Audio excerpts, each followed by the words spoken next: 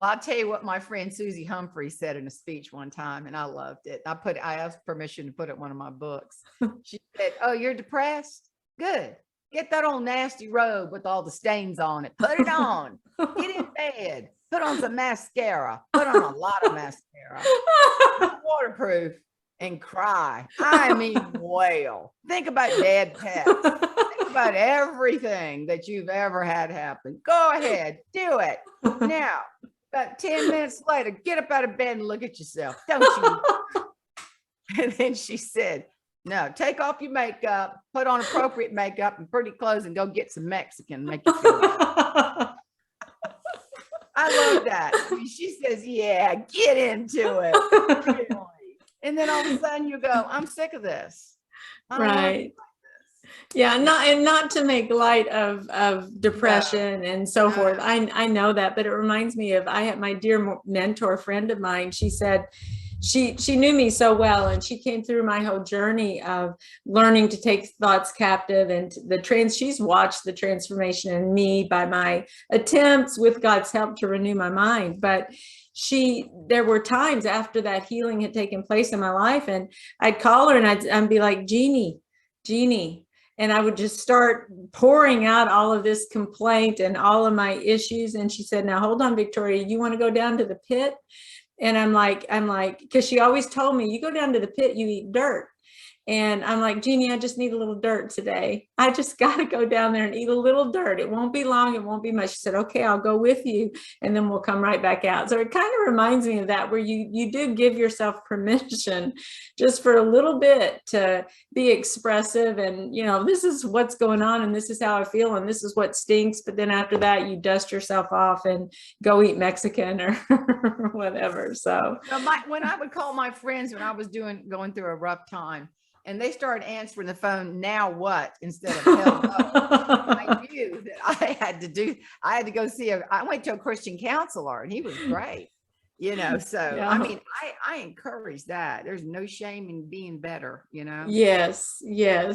So being the best version of ourselves, then, if I'm hearing you right, then Jane, it means, okay, we're going to kind of step into God's purpose, what he has for us in our lane, expecting it's not going to be a cakewalk every single day. There will be challenges that we face, but kind of take charge also of our feelings and emotions, really just take them back. We don't have to be, just go on every current that our feelings or emotion takes us. We can resist some of that a little bit and step up, get our backbone engaged, and just say, no, I'm not going there. I'm not going to go down into that pit. Or if I allow myself for a little bit, okay, I'm human.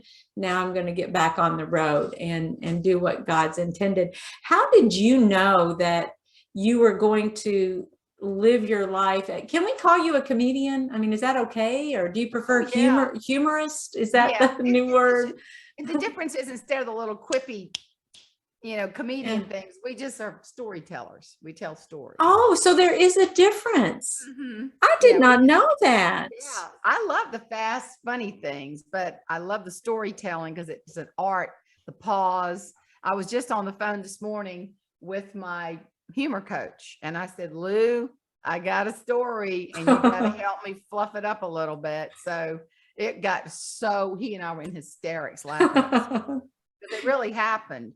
And, we take, and this is why it's so interesting with the book. I got an email from this film agency, a United Talent agency, and they're reputable. And they asked me if the rights were available for the film, and they are. I mean, for the book to be a film. Gotcha. I don't know where this is going. I just have no idea. I got to get the literary agent on that. But I started thinking about, why would somebody want this book in a film? Just throwing it out, just thinking big, And as I started thinking of some of the stories, I'm thinking, well, of course they would. People say, ain't no way. And it did. It happened. I sang at a tent revival not too far from here, and it was in the woods, close to the woods. And the preacher is a very interesting guy, very colorful, a lot of fun.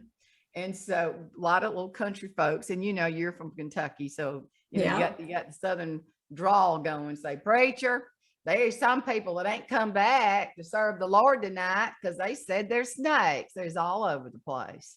And my friend said, oh, that's just the devil talking. Ain't no snakes. He said, people just don't want you to come and worship Jesus. That's wrong.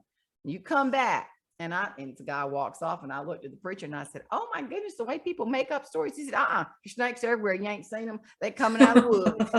Going, I mean, that's just one. I mean, can you imagine somebody who doesn't understand Southern culture pick up that book and go, oh my gosh, this really happened? I said, yeah.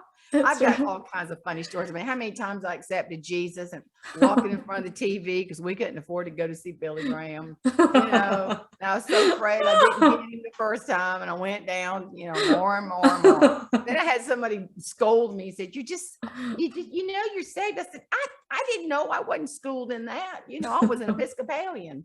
I didn't know how you got to Jesus. I finally found him in the Baptist church, but I just kept accepting him. I told somebody I was afraid I was going to be stuck in pluff mud getting eaten by fiddler crabs, like little.